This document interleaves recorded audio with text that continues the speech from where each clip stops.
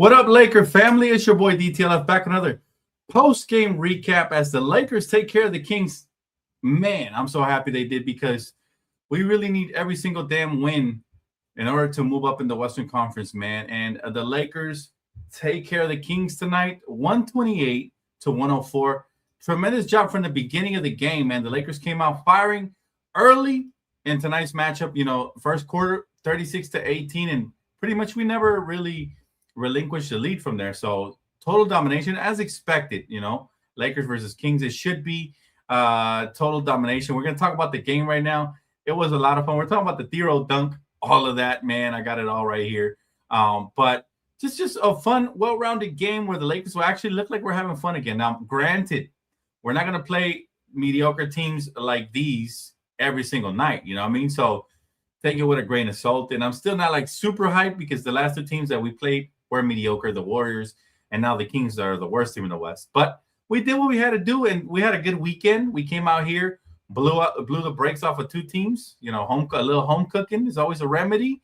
And, you know, let's keep building on it, right? But again, the Lakers tonight, man, did a good job. They set the tone early on. Second quarter, we, slipped a little bit, but we picked up in the third quarter, dropping 32 points to 27, and then 32 points in the final quarter as well to 28. The Young Bucks came in. The Lakers were right on brand, man, shooting 50% from the field, which they lead the league in. We shot 46.2% from three. We had 34 assists. How many times have I told you guys we need to have multiple assists? I'm talking about in the 30s, anywhere between 25 to 30 for these guys to really be able to, spread the wealth and everybody to be able to shine. But I want to talk about one play, and everybody's already beating me to the punch in the comment section. But we said, and this is something when people always tell me we don't have enough athleticism, I'm like, we have it. We just don't be playing it.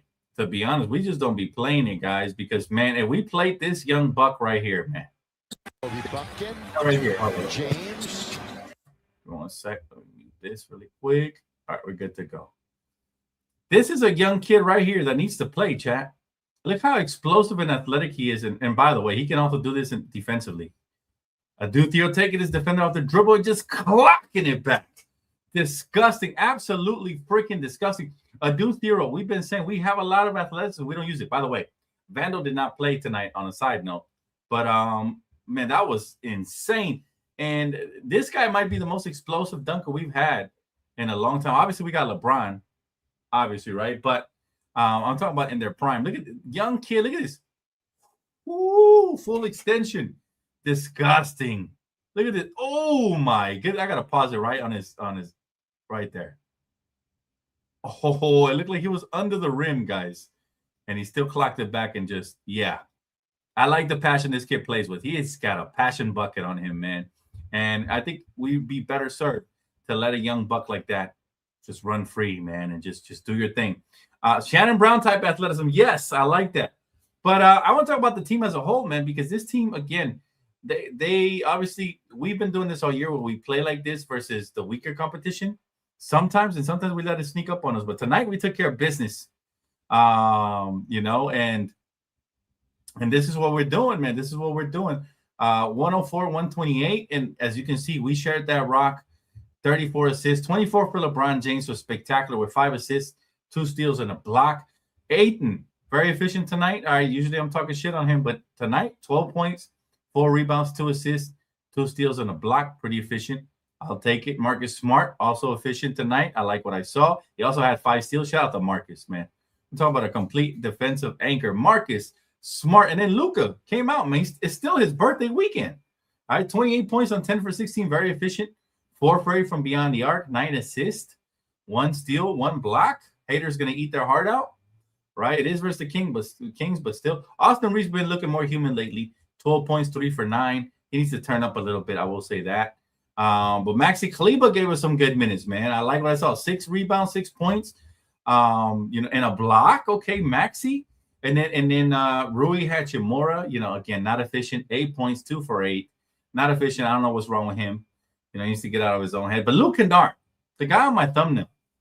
All right, 4 for 10. Most of his misses came in garbage time, to be honest, but 3 for 5 from beyond the arc with 5 assists, 1 steal, and a block, plus 17 on the plus minus.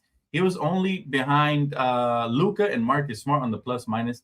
This dude has just been such a great pickup. He needs to get re-signed, period. We need to go ahead and bring him back ASAP.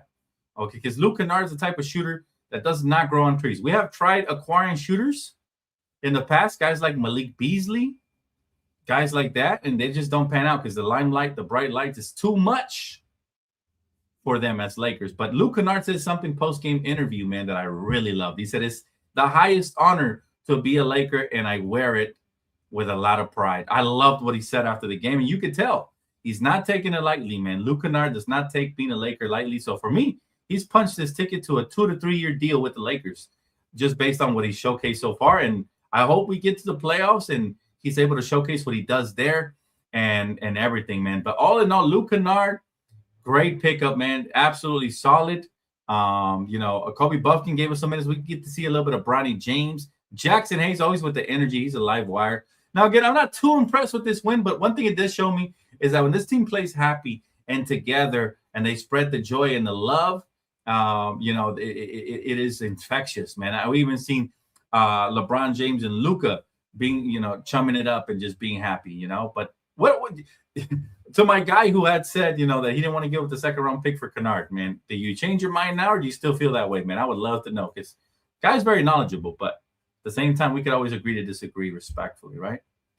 I'm very happy with Luke Kennard as well, man. Kennard, yes. He's calm and he's a veteran. I mean, this is how veterans are supposed to look. That's how veterans are supposed to look, right? Sorry about that. Let me go ahead and close the door for my dogs go crazy.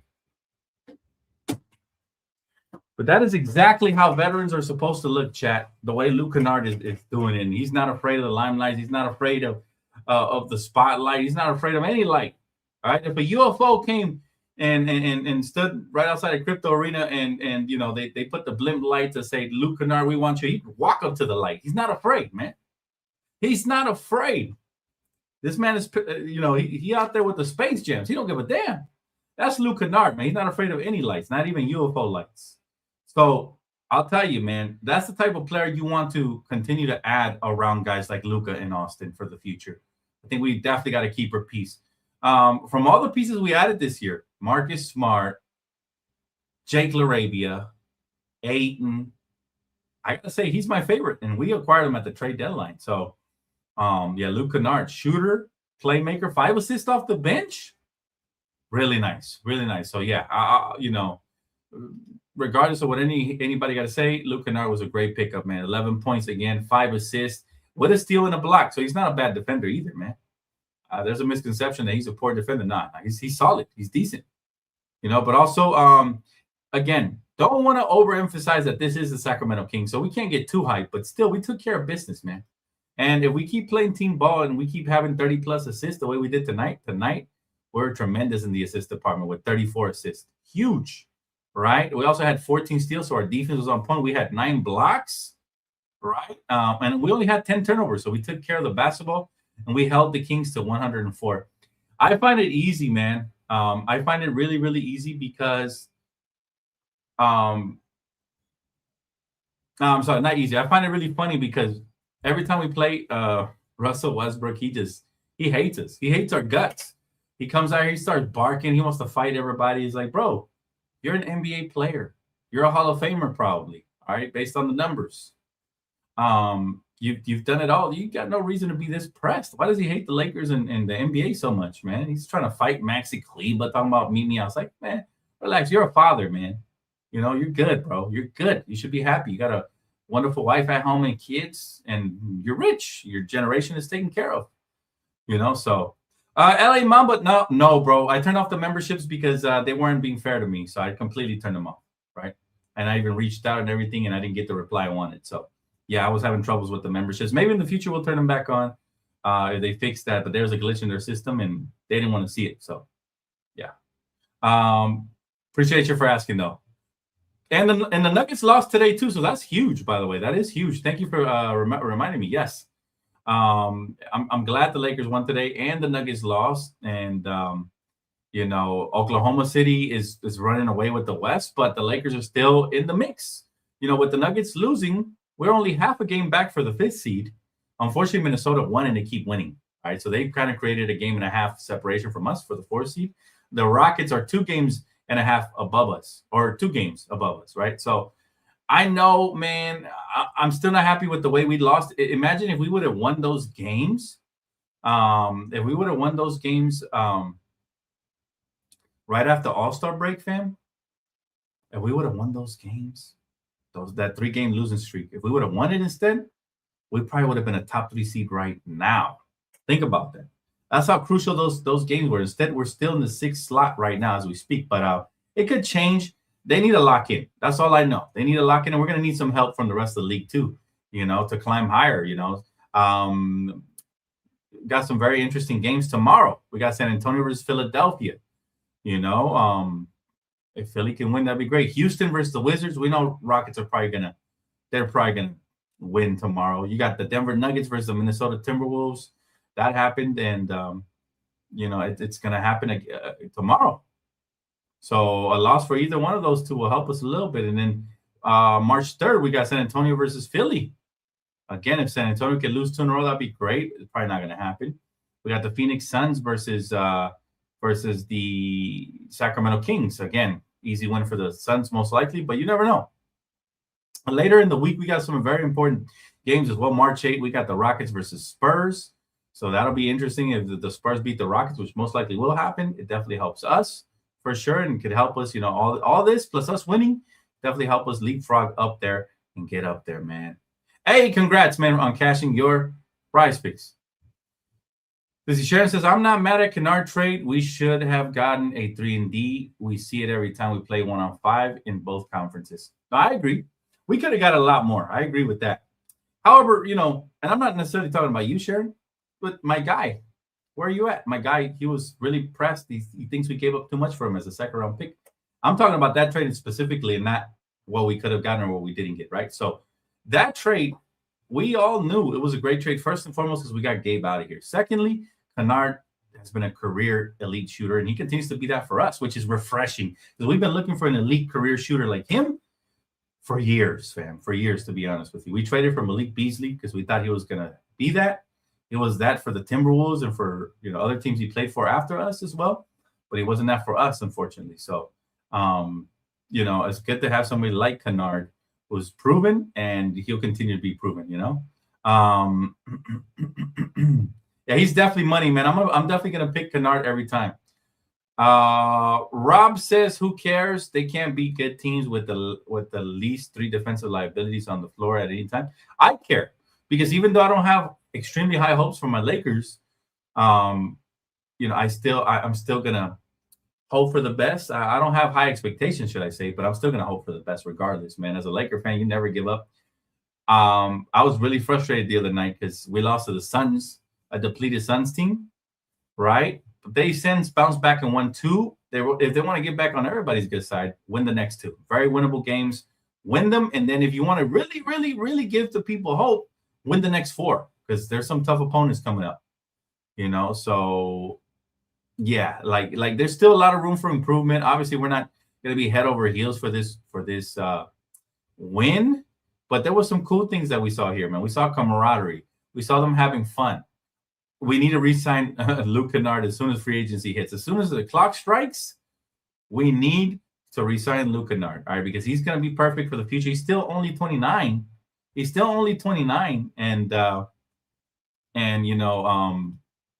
he's got tons of potential still to grow with the current team that we have.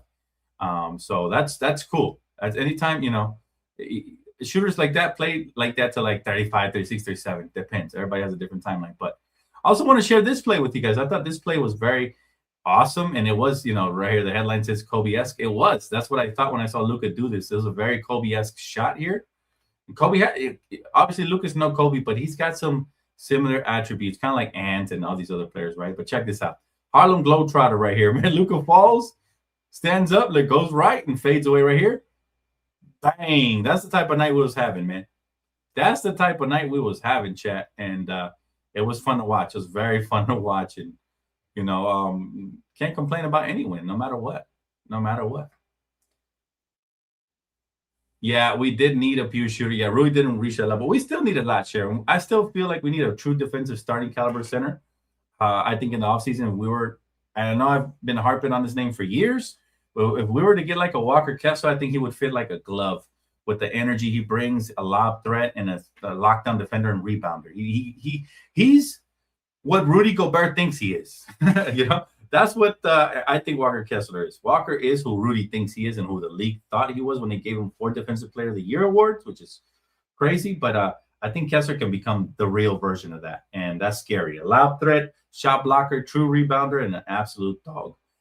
I still feel like we need that, and hopefully in the offseason we address that if we don't get Giannis especially.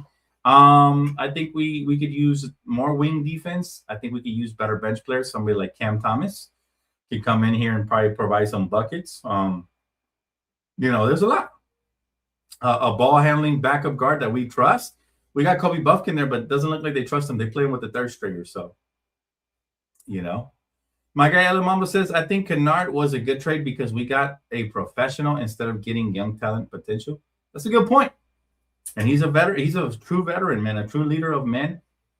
And I really like what he said tonight in his post-game interview, and that's why he is on my thumbnail. If you guys didn't see the post-game interview with Luke Kennard, he's going to get on your good side if you just listen to what he's got to say. And how he respects the Lakers. We need more players that have that mindset that respect the Lakers franchise and our history. He wears the purple and gold with pride. So that was cool, man. Kennard reminds me of Glenn Rice signing, if not better. That was a long time ago, man. Glenn Rice was a little bit better, but Kennard is dope. Kennard is dope for sure. Cyrac says Lakers need to pick it up. LA City of Champions, Dodgers season coming up. 3P, baby. Let's get it. W Lake Show, Bronny for the 3. Hey, my guy Lakers Zab in the chat. Appreciate you, my boy. How you doing tonight, man? Good to see you, brother. Good to see you. Yes, sir. Yes, sir. Appreciate the love. But guys, this is just, I think we can scratch the surface, man. And again, I'm not going to hold my breath for the rest of the year, hoping that we bring this type of energy and effort. But we moved the rocket. It started with Luka. Luka tonight did a great job. He had 9 assists. He had like 8 of those in the first half. He was tremendous moving that rock. He was the leader in assists. Anytime he does that, it helps the team catch a rhythm and all that. He still had his 28. So he's right around his scoring average and was able to do everything. And most importantly, the Lakers had the lead for the majority of the game, almost all of it, 97%, right? But we were efficient, 50% from the field, 43% from beyond the arc. Free throws we got to work on. 16 for 22. We left a lot of free throws at the free throw line. So we got to work on those for sure. You can't shoot 73%. They shot 93%. They were 14 for 15.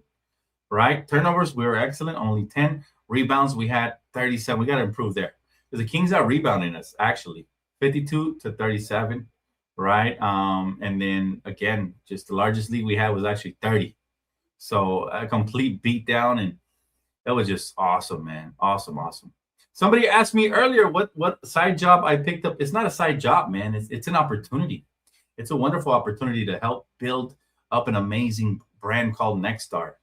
And you guys can look them up on YouTube right now. NXSTAR. All right. That's how you spell it. It's not NEX. It's NXSTR. Go check us out, man. I'm the sideline correspondent for Nexstar. They see the vision, man. They like your boy as one of the faces of that company. And it's an opportunity to work with kids, man, future potential prospects for the NBA, and work with them at an early age and get to see their development, get to interview them, get to pick their brain. They were picking my brain. They're smart. They were asking me what they should do, because they respect the knowledge and wisdom, and it's exciting. So definitely check out Nexstar, NXSTAR. Check out their socials. Tell them DTLF sent you, man. And they're growing. They might be the next Ball is Life, man. Or I shouldn't say they. I should say we might be the next Ball is Life. And those opportunities come because you meet some amazing.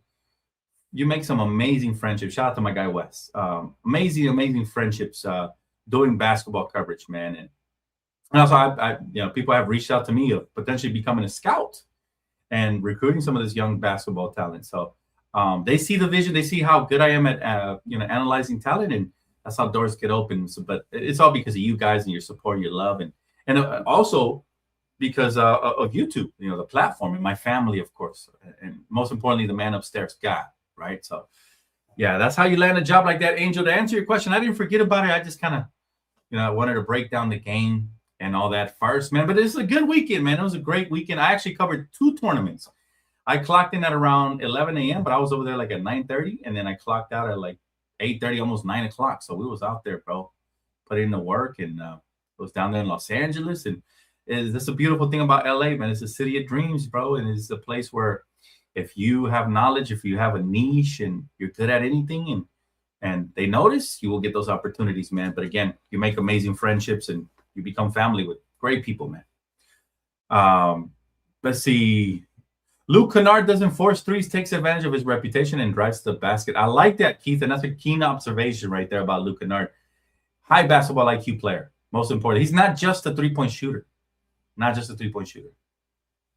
What's good, Dan? Glad we handled business. Yes, man. Me too, man. Had a good weekend. Let's keep it rolling into the week, though. We got some big games coming up, so let's keep it rolling for sure. He said, hey, Dan, what percentage do you think LeBron is going to stay in the Lakers next year?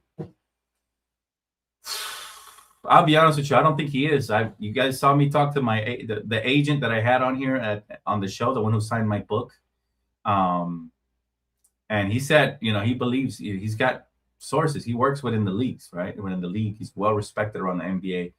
And he said that he feels like he's out of there. And I've been said before this year that there was a high chance he would end his career in Cleveland. I still feel that way.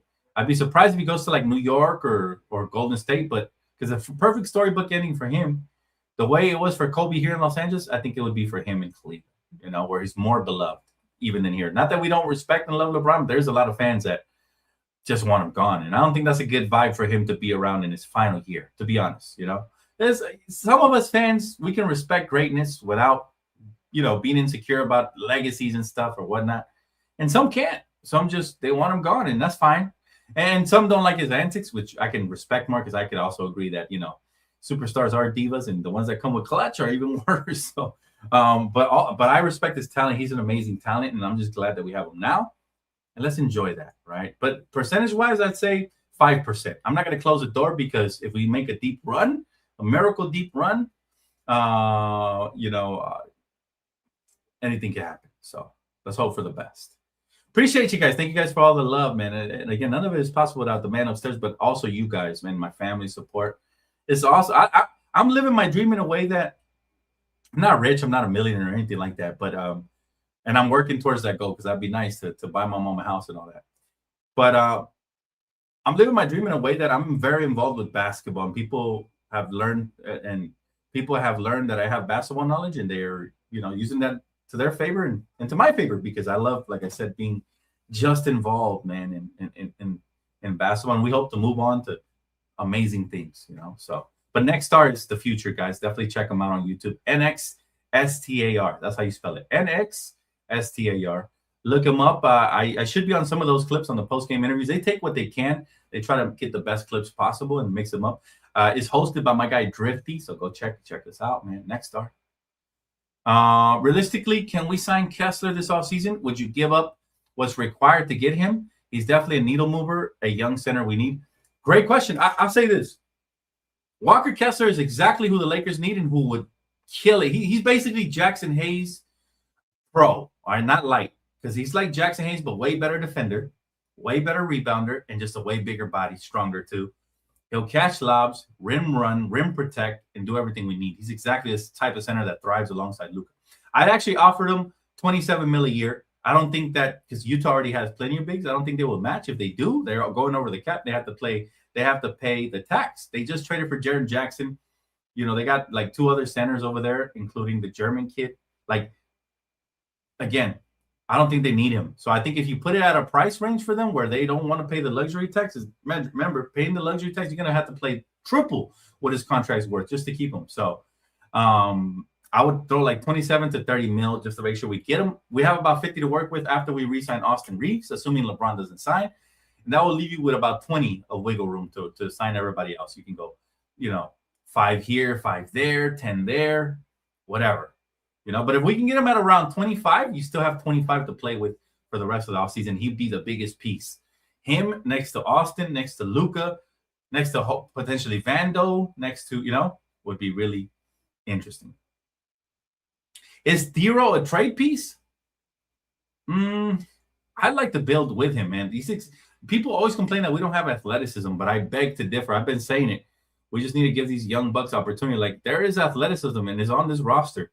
It just needs to be utilized. Like, if you don't think this is athleticism here, then I don't know what to tell you, fam.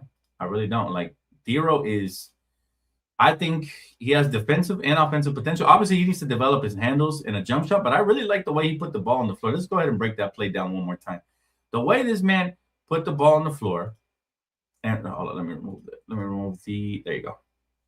Was spectacular, man. It was a quick burst to the rim and bang. We can use this type of athleticism on both ends of the basketball floor, if we're being honest. On both sides. We can use them on both sides. So if the Lakers are smart, they'll hold on to him. Apparently, they liked him a lot. They moved up three places in the draft to get him. They bought the pick. They moved up 2 spots. So they like him. I like him. He might be one of the hits that we have over the last couple of years as far as drafting talent. So, again, D'Lo intrigues, but he needs opportunity. He's not going to go very far if he doesn't have an opportunity to shine like that. So hopefully he does get opportunities. And JJ so far has been given opportunities to more polished players. Like, he came in here. When he came in, he gave Austin tremendous opportunity, but Austin was already like 25 at the time, right? So he was already pretty much seasoned. He was ready. He was peaking already, right? So I want him to give opportunity to raw guys like Kobe Buffkin, Deuce D'Lo, Nick Smith Jr. Give those guys opportunity. See what they can do. You know? Let's see. He said, no, coming off a shoulder injury, I'm not giving him a first for him. I'd offer about 15 to 20 mil for a 2-year guaranteed and 3rd-year team option for 22. I'd do that, but the problem is that's so affordable. You have to remember he's a restricted free agent, Cattle Guy. So they're probably going to match that. You offer him that and he accepts it, they can match any offers. So it's in Walker Kessler's best. It's in his best interest to sign with who he wants, but for the price that he wants, because otherwise you're just going to end up back in Utah for the low. You don't want to do that. And that's the case. You might as well renegotiate with them, try to get the max that you can, you know? And remember, the CBA is going up too, man. So a max contract's about 60 plus million. So that's nowhere near a max contract, right? 25 mil is actually like, nowhere near a max contract. It's like 1/3 of one. So it's actually at a good value if you think about it. Yes, he's coming off of a major injury. Sometimes you got to roll the dice. He's still really young. He's going to recover. This reminds me of, like, and I'm not trying to compare him to Curry's greatness or none of that, but it reminds me of Curry. Like, they rolled the dice with him, offering him a low contract because he had bad ankles. They're lucky he didn't walk.